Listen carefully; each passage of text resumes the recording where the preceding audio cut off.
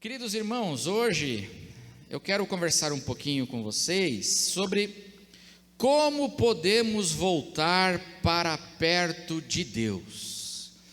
E para isso eu quero ler com os irmãos, começar lendo o Evangelho de Lucas no capítulo 15.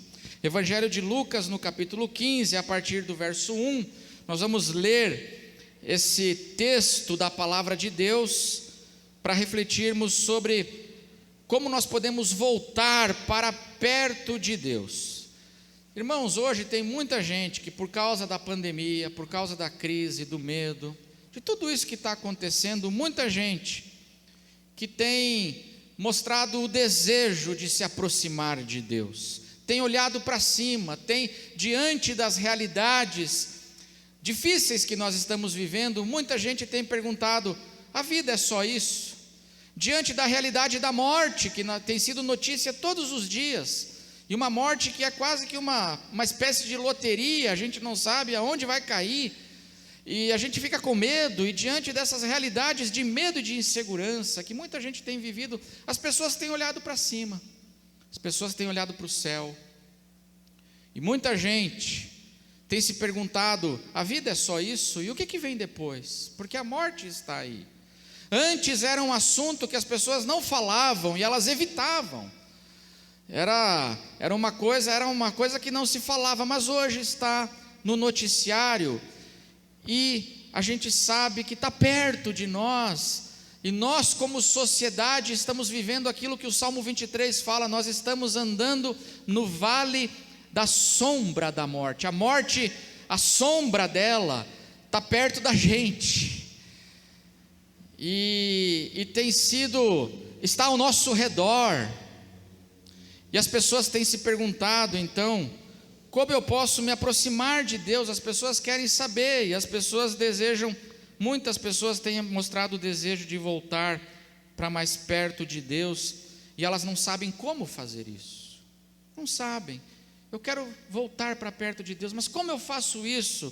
E mais ainda, tem muita gente sincera, mas que tem dúvidas: será que Deus quer me receber? Eu quero voltar para perto de Deus, mas será que Deus deseja se relacionar comigo? Será que Deus quer estar perto de mim? Ele deseja estar perto de mim? E essas são questões que a vida tem trazido. E aqui no Evangelho de Lucas, nesse capítulo 15, a palavra de Deus, ela nos revela então algumas verdades, 4 verdades, que servem para guiar os passos das pessoas que têm um desejo sincero de voltar para perto de Deus, de se aproximarem de Deus, de se reconciliarem com Deus. Vamos ler, e a gente vai lendo e vai explicando, à medida que a gente for lendo, a gente vai explicando. Nós vamos começar lendo do verso 1 ao verso 10. Você pode acompanhar aí na sua Bíblia, ou você pode acompanhar aí na tela. Lucas 15, do verso 1 até o verso 10. A palavra de Deus diz assim: aproximavam-se de Jesus todos os publicanos e pecadores para o ouvir.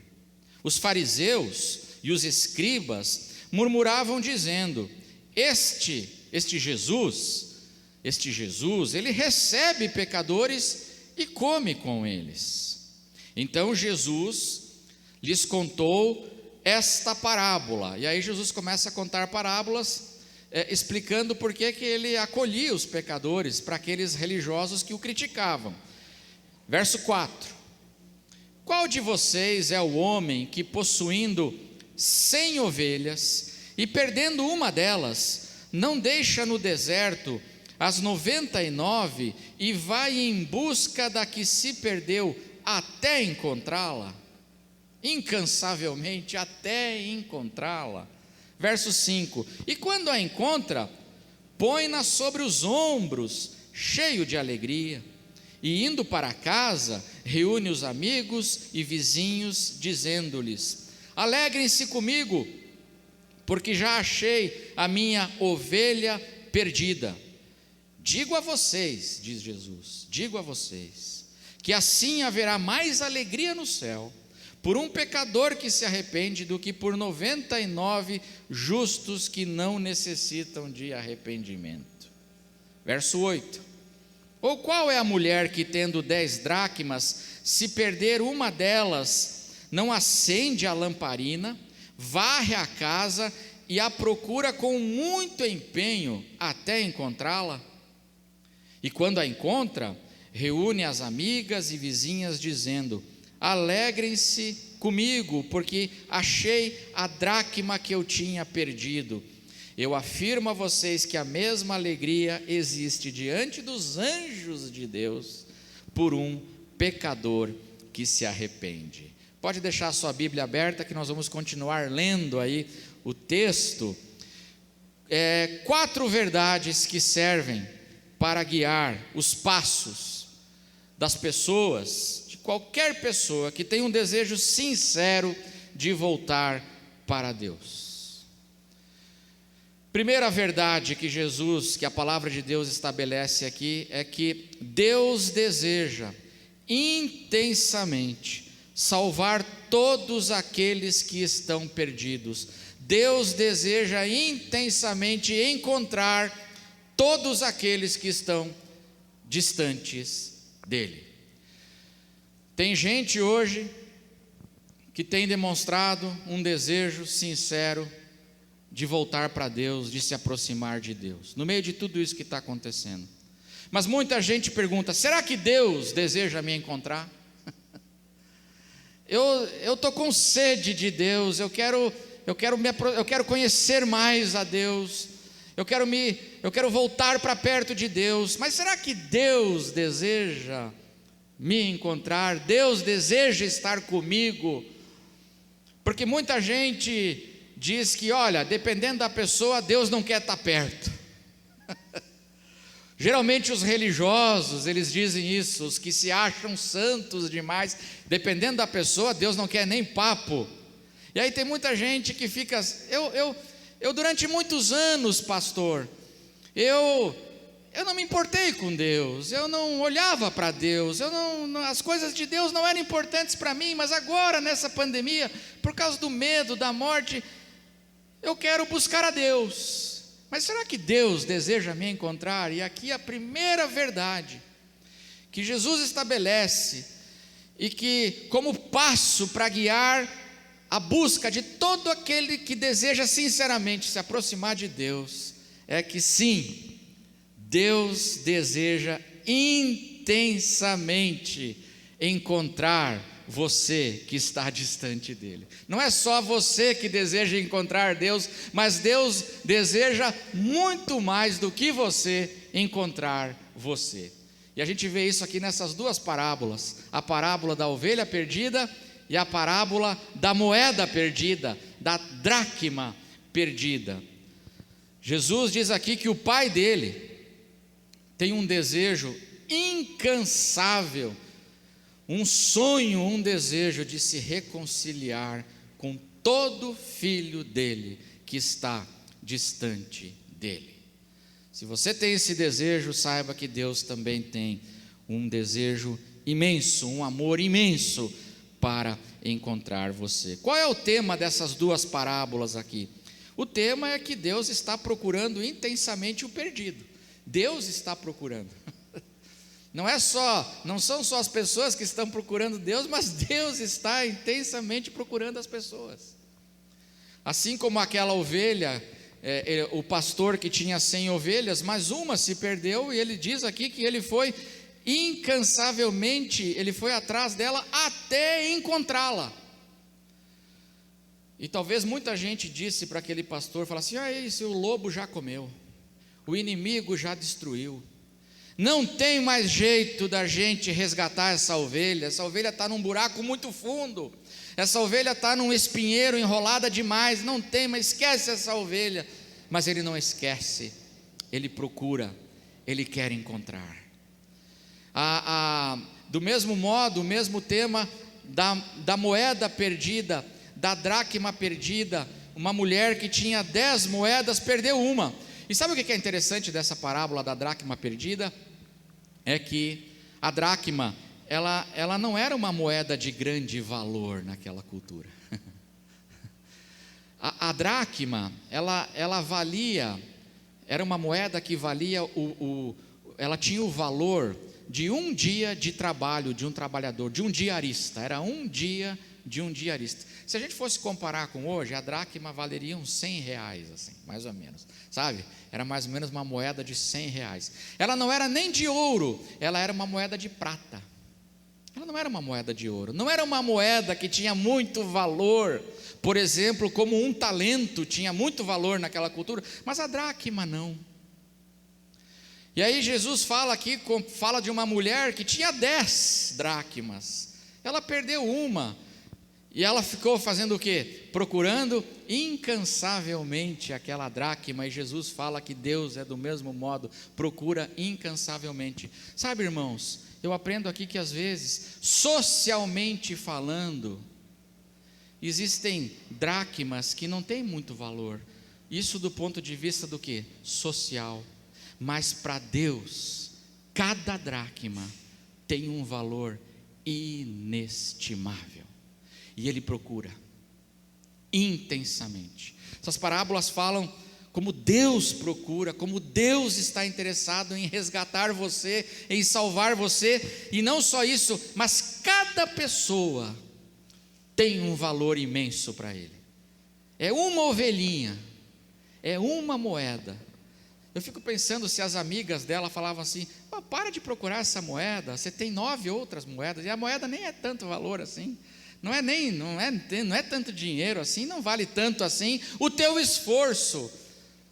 As amigas falando para ela, e ela diz assim: não, porque para mim, cada moedinha dessas tem um valor inestimável, e é assim que Deus trata cada um de nós. Ele nos ama, e Ele deseja assim encontrar todos aqueles que estão distantes dEle. A segunda verdade que Jesus ensina aqui para toda pessoa, como Ele ensina aqui como verdade para toda pessoa que deseja voltar para perto de Deus, é que qualquer pessoa que deseje voltar para perto de Deus precisa se aproximar de Jesus. Qualquer pessoa que sinceramente deseje se aproximar de Deus precisa fazer o que, irmãos? Invariavelmente ela precisa se aproximar de quem? De Jesus. Olha o que diz Lucas 15:1. O capítulo começa dizendo: aproximavam-se de Jesus. Aproximavam-se de Jesus todos os publicanos e pecadores para o ouvir.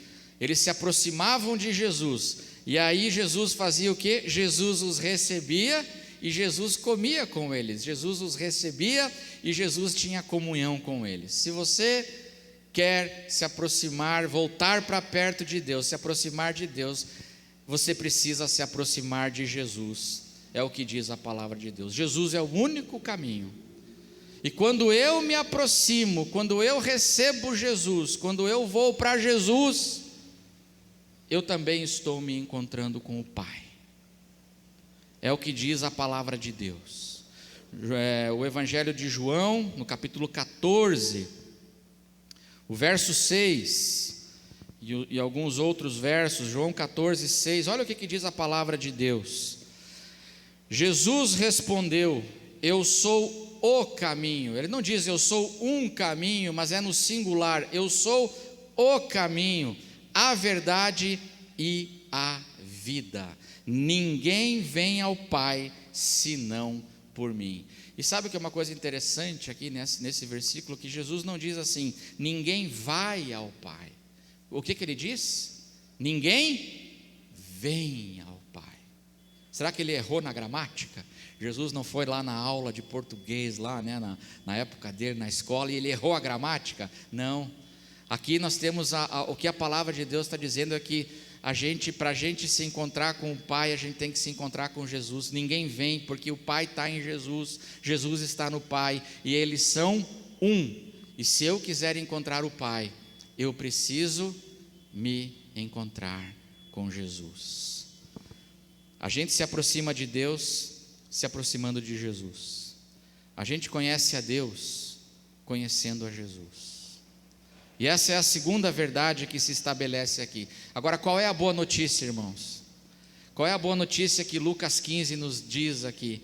Que todo aquele que se aproxima de Jesus, Jesus não rejeita. Todo aquele que com sinceridade de coração se aproxima de Jesus, os críticos de Jesus diziam o quê? Ele recebe e tem comunhão com eles, e ele ensina eles, e ele se envolve com eles, e eles andam juntos. E essa é uma notícia maravilhosa, irmãos. Os evangelhos ensinam que nunca Jesus rejeitou ninguém que se aproximou dele com um coração sincero. Ele sempre acolheu, ele sempre recebeu, ele sempre abençoou. Você quer chegar perto de Deus, você tem o desejo sincero, você precisa se aproximar de Jesus. A terceira verdade que Jesus estabelece aqui para aquelas pessoas que desejam voltar para perto de Deus é que você precisa reconhecer. Para você voltar para perto de Deus, além de se aproximar de Jesus, você precisa reconhecer sua condição de estar perdido. Você precisa reconhecer sua condição de estar distante de Deus. Nada muda na nossa vida enquanto a gente não reconhece e não aceita a nossa real situação diante de Deus. E aí vem a parábola do filho pródigo, na sequência, do ensino de Jesus, ensinando aquelas pessoas que queriam voltar para perto do Pai, se aproximar de Deus. Jesus conta a parábola do filho pródigo, chamada de filho pródigo, mas não é o melhor título da parábola. Essa história, o melhor título para essa história é a parábola dos 2 filhos perdidos. E eu gostaria de ler com vocês, ler essa história que Jesus ensina aqui, porque ela nos instrui sobre como nós podemos nos aproximar de Deus. Lucas 15, a partir do verso 11, ele contou a parábola da ovelha perdida, da dracma perdida, e agora ele conta a parábola dos 2 filhos perdidos. E ele diz assim: Jesus continuou: certo homem tinha 2 filhos. O mais moço deles disse ao pai: Pai, quero que o Senhor me dê a parte dos bens que me cabe. E o pai repartiu os bens entre eles. Passados não muitos dias, o filho mais moço, ajuntando tudo o que era seu, partiu para uma terra distante e lá desperdiçou todos os seus bens, vivendo de forma desenfreada. Verso 14: depois de ter consumido tudo, sobreveio àquele país a crise da Covid, sobreveio àquele país o corona, sobreveio àquele país uma grande fome, uma grande crise, e ele começou a passar necessidade. E ele não queria saber do pai, mas por causa da crise agora ele começou a passar muita necessidade. Então foi pedir trabalho a um dos cidadãos daquela terra, e este o mandou para os campos a fim de cuidar dos porcos. Imagina um judeu cuidando dos porcos. Ali, esse rapaz, ele desejava alimentar-se das alfarrobas que os porcos comiam, mas ninguém lhe dava nada. E então, caindo em si, como tem acontecido com muita gente hoje, por causa da crise, de tudo isso, caindo em si, disse: quantos trabalhadores de meu pai têm pão com fartura, e eu aqui estou morrendo de fome. Vou me arrumar, voltar para o meu pai e lhe dizer: Pai, pequei contra Deus e diante do Senhor. Eu já não sou digno de ser chamado de seu filho. Trata-me como um dos teus trabalhadores. E arrumando-se, levantando-se, ele foi para o seu pai. Ele foi. Vinha ele ainda longe, estava longe, estava lá na Miguel Conejo, lá longe ainda, né? Vinha ele longe, todo andrajoso, sujo, cheirando mal, cheirando a porco. Quando seu pai o avistou, e compadecido dele, cheio de compaixão, correndo, e não deixou ele falar nada. Você percebe que o pai não deixa ele falar nada. O pai chega correndo e abraça e beija o seu filho. Só depois do abraço e do beijo é que o filho diz. Então, verso 21, então o filho lhe disse: Pai, pequei contra Deus e diante do Senhor, já não sou digno de ser chamado de seu filho. O pai, porém, disse aos seus servos: tragam depressa a melhor roupa e vistam nele, ponham um anel no dedo dele e sandálias nos pés, tragam e matem o bezerro gordo, o novilho cevado. Vamos comer e festejar, porque este meu filho estava morto e reviveu, estava perdido e foi achado. E começaram a festejar. Aí a parábola não termina. Agora vem uma outra história, a segunda história. Verso 25. Ora, o filho mais velho estava no campo, quando voltava, ao aproximar-se da casa, ouviu a música e as danças. Chamou um dos empregados e perguntou o que era aquilo. Ele ouviu sanfona tocando, ele ouviu o barulho de festa, ele sentiu o cheiro do novilho na brasa, e ele perguntou o que era aquilo. Tinha até dança, diz o texto aqui, né? O que é isso? Verso 27, e o servo informou: o seu irmão voltou, e por tê-lo recuperado com saúde, o seu pai mandou matar o bezerro gordo. O filho mais velho se indignou e não queria entrar.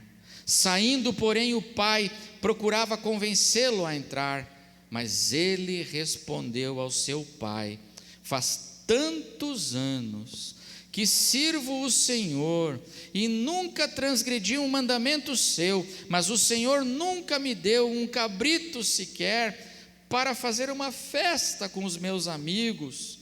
Mas quando veio esse seu filho doido aí, esse que sumiu com os bens do Senhor, gastando tudo com prostitutas, o Senhor mandou matar o bezerro gordo para ele. Então o pai respondeu: meu filho, olha como é que o pai trata ele. Ele está irado, mas o pai diz assim: meu filho, você está sempre comigo, tudo o que eu tenho é seu. Mas era preciso festejar e alegrar-se, porque este seu irmão estava morto e reviveu, estava perdido e foi achado.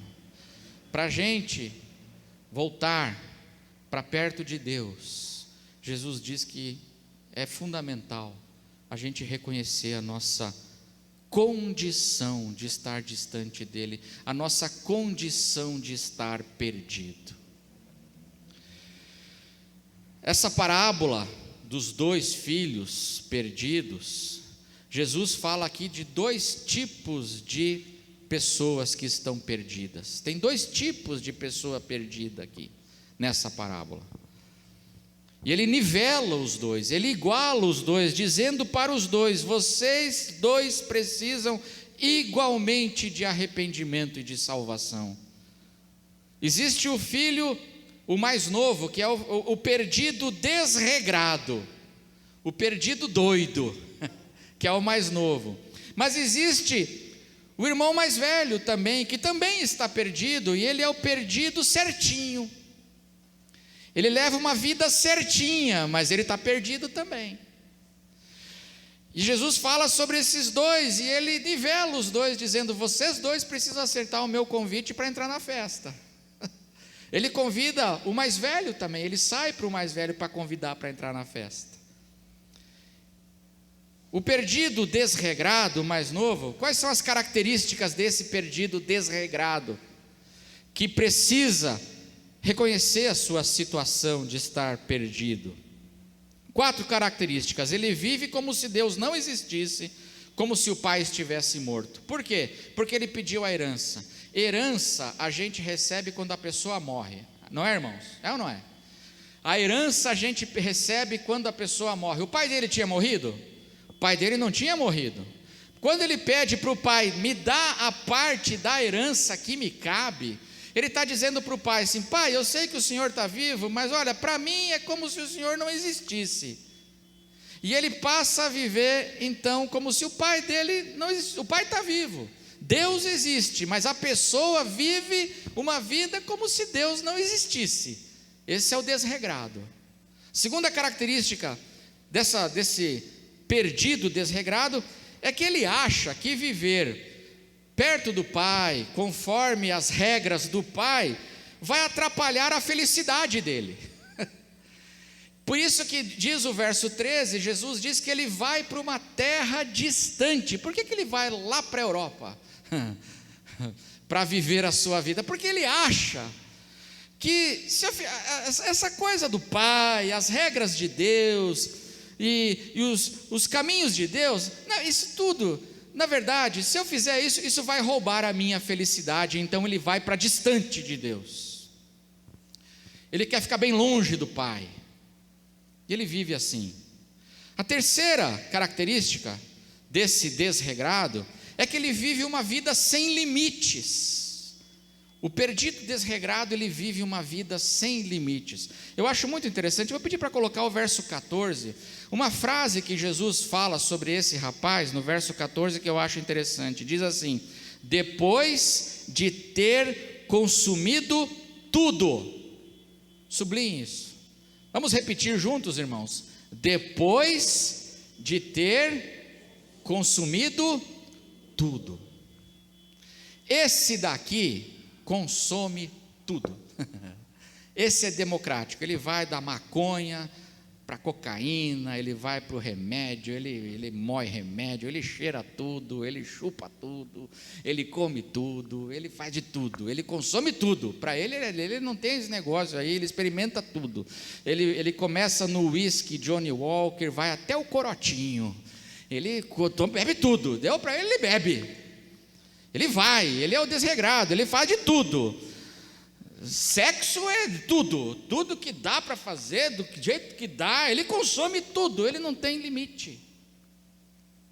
Ele é o desregrado. Depois de ter consumido tudo, de ter experimentado de tudo, ele entra numa crise. E finalmente, a quarta característica desse filho aqui desregrado é que ele, no mundo, ele não encontrou vida. Depois de ter consumido tudo, ele não encontrou vida. Pelo contrário, no mundo ele encontrou apenas degradação e decepção. Ele encontrou, porque Jesus aqui simbolicamente fala que ele termina no chiqueiro, ele termina na sujeira, na imundícia. Ele encontrou só degradação. Mas mais do que degradação, Jesus diz que ele encontrou também no mundo, ele encontra, além de só sujeira e degradação, ele encontra também muita decepção. Ele diz que quando ele estava ali trabalhando no chiqueiro, ele desejava comer a comida dos porcos. Verso 16, olha só o que diz o verso 16: ali ele desejava alimentar-se das alfarrobas que os porcos comiam, mas ninguém lhe dava nada. Meu irmão, no mundo ninguém dá nada. No mundo não existe nada que é pela graça. No mundo, meus irmãos, aquelas pessoas que antes quando ele consumia tudo e estavam na mesa dele, agora todo mundo voltou as costas para ele. Ninguém está nem aí para ele. E ninguém lhe dá nada, nem comida de porco dão para ele, porque no mundo o preço que se paga é altíssimo para a pessoa se degradar aí no mundo. Então ele não encontrou vida. Depois de ter consumido tudo, quanta gente que a gente conhece assim, que vive assim, como esse perdido, que é o perdido desregrado, que faz de tudo, mas não encontra vida, não tem vida. Pelo contrário, o que ela colhe é só degradação e decepção. Mas para essa pessoa, Deus está estendendo a mão. Deus não fechou a porta. Todo mundo fechou a porta para ele. Ninguém lhe dava nada. Todos os amigos de antes, agora que você perdeu tudo, meu amigo, agora acabou a amizade. A gente não tem mais papo.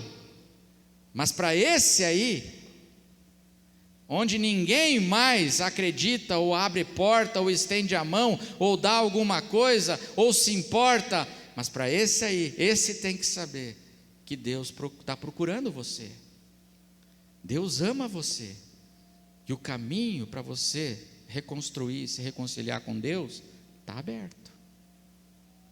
Mas existe o outro perdido aqui, que é o perdido filho certinho, que é o perdido que não caiu no mundão, ele não faliu, ele não se endividou, ele não se sujou, ele não acabou no chiqueiro, não, ele está certinho, que é o irmão mais velho.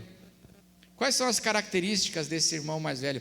Diz aqui o verso 15 que ele frequenta a casa do pai, né? Diz aqui que quando ele está voltando do campo, o verso 25, aliás, ora, o mais velho estava no campo, quando voltava, aproximando-se da casa. É aquele religioso, ele até vai na casa do pai, ele vai na igreja, ele passa lá, ele é certinho. Diz o texto aqui que ele é trabalhador, há anos que eu te sirvo, trabalho, ele acorda cedo, vai dormir tarde, ele é trabalhador. Para ele, a obediência às regras e aos mandamentos, ele dá valor para isso, isso para ele é importante. O outro é desregrado, esse aqui anda nas regras. Ele diz assim: nunca transgredi nenhum mandamento teu, durante anos. Enquanto o outro é um desregrado, não tem limite, esse aqui é todo regrado. E diz o verso 29 ainda, né, que ele não vai em festa. Há anos o Senhor nunca me deu um cabritinho para eu festejar com os meus amigos. Festa não, festa é desperdício. O meu negócio é trabalho, é dedicação, é esse o meu caminho, e eu sou assim. Vou na casa do pai, estou perto do pai, não caiu no mundão. Mas olha que interessante, ele também está perdido. Não é só o desregrado que está perdido. O outro filho também está perdido, sabe por quê?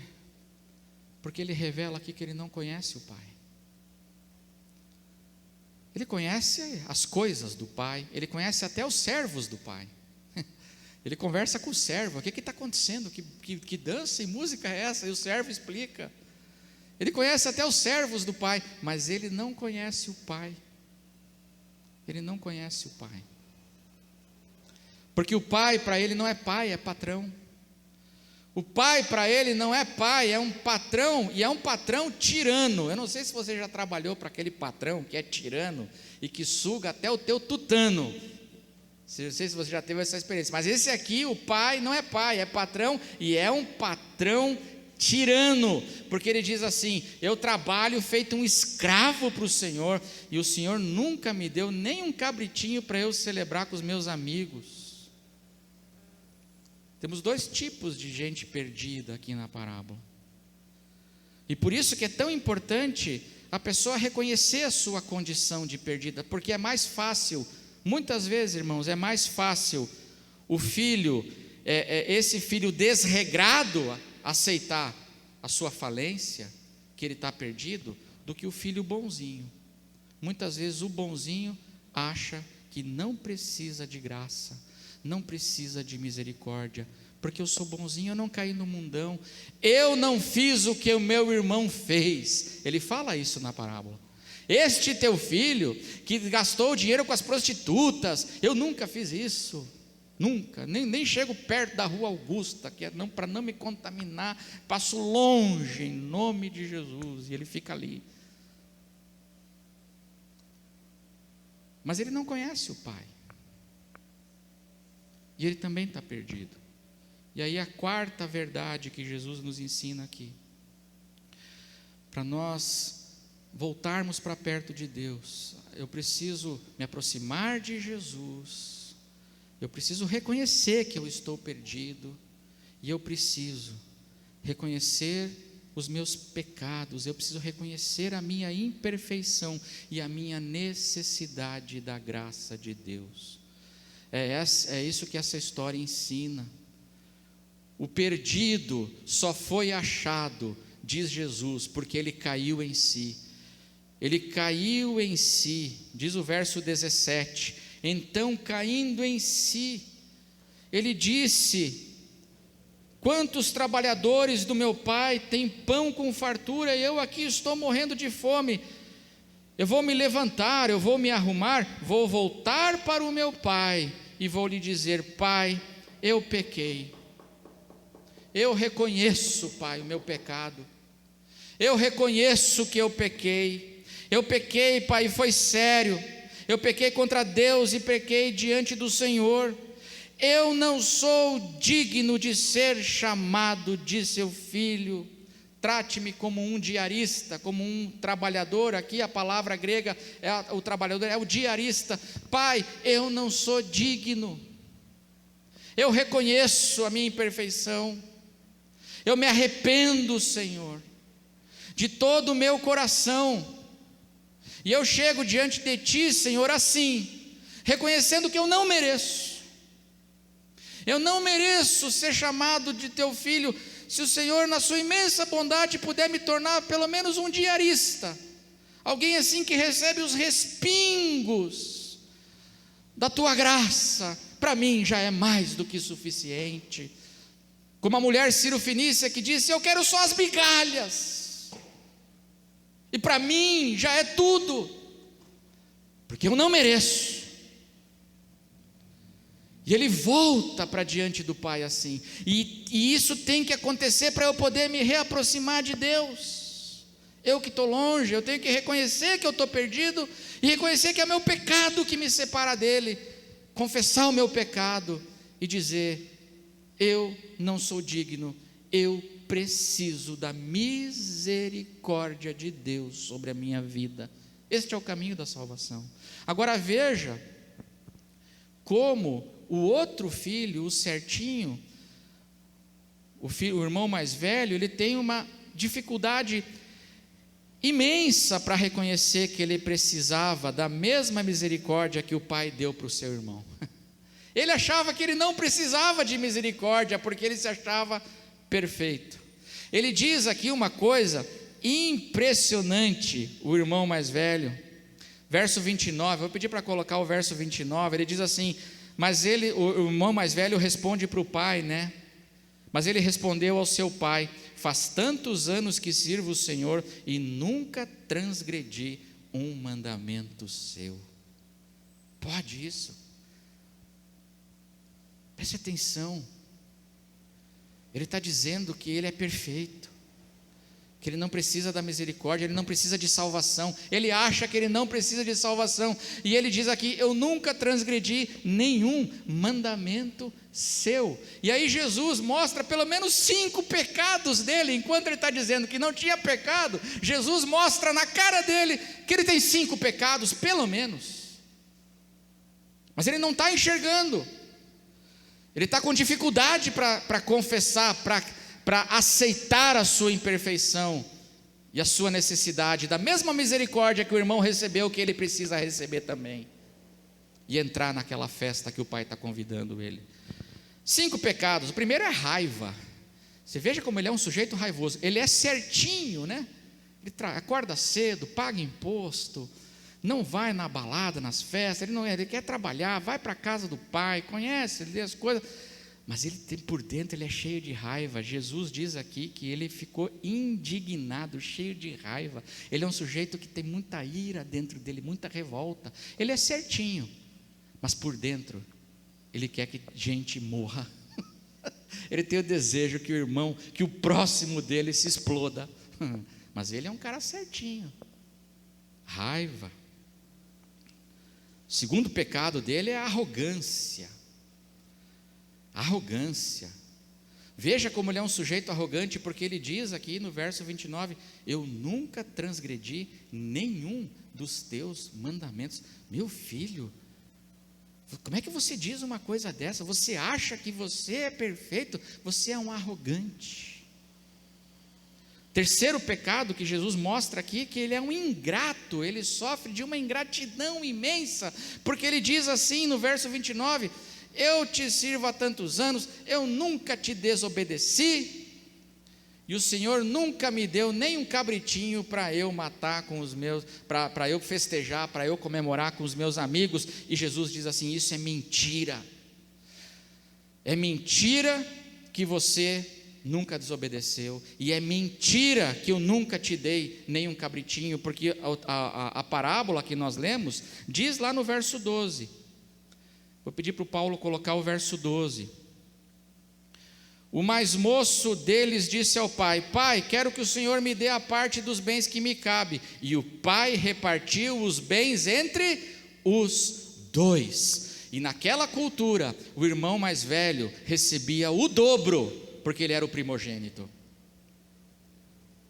Então, o irmão mais novo, o maluco, ele recebeu 1/3. O mais velho recebeu 2/3 da herança. Como é que você vem me dizer que eu nunca te dei nem um cabritinho, se eu te dei tudo?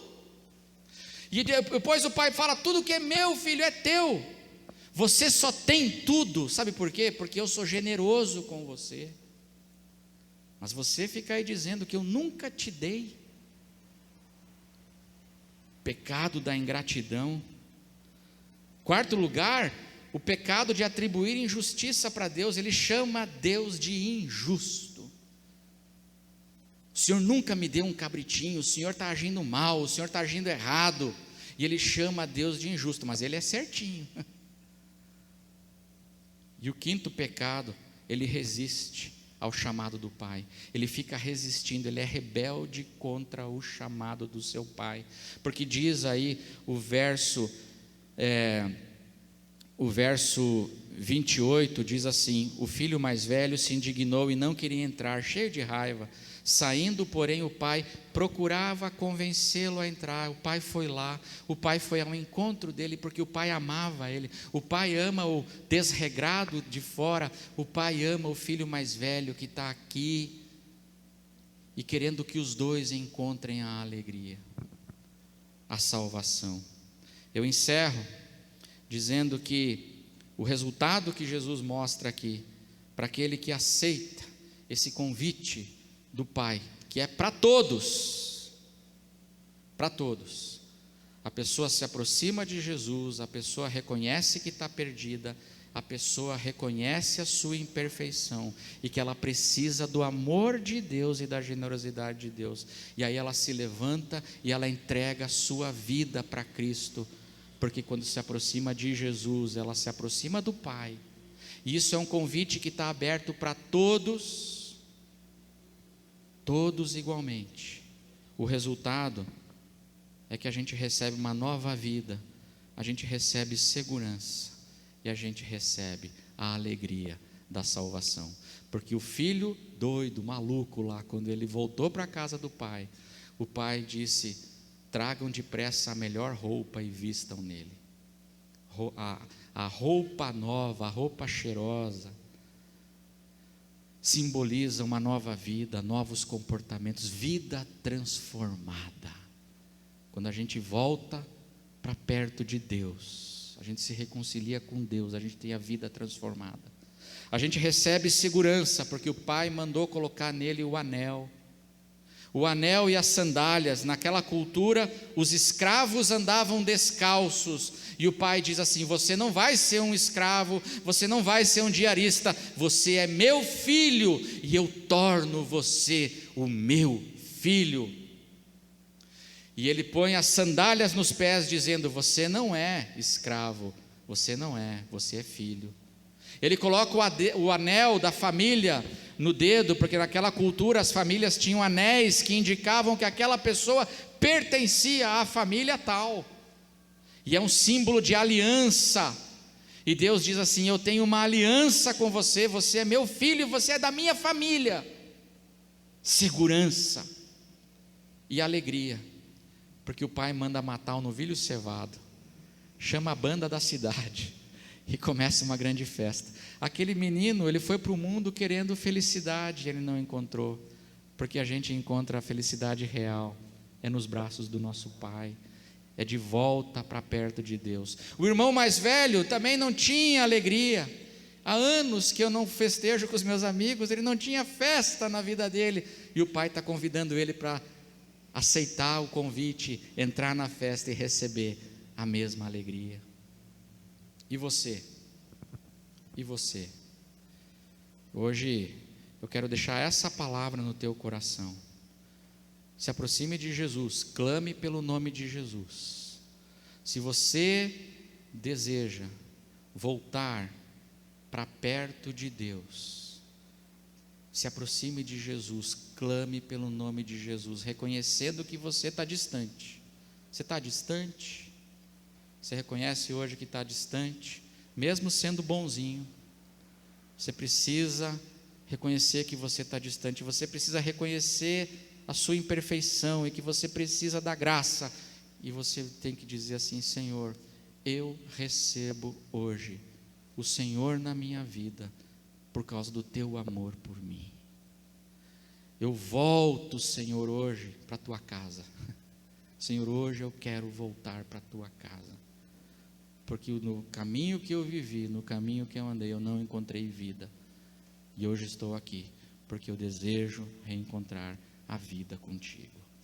Faça essa oração, faça essa entrega. Você que está em casa, se você hoje reconhece que você está longe de Deus, Deus está com os braços abertos para te receber. O filho voltou, recebeu um abraço do pai. O filho voltou todo sujo, todo sujo, todo fedorento, e o pai o abraçou e o beijou, porque o beijo do pai não traz Covid, o beijo do pai traz vida, e ele quer abraçar e quer beijar você. Amém? Vamos orar, vamos ficar em pé. Quero orar com você, por nós nessa manhã.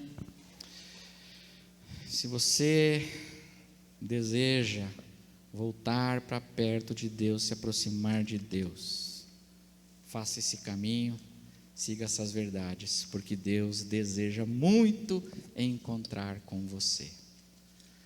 Clame pelo nome de Jesus, se aproxime de Jesus, e Ele vai, como diz aqui a palavra, Ele recebe a todos, e Ele come com eles. Vamos orar?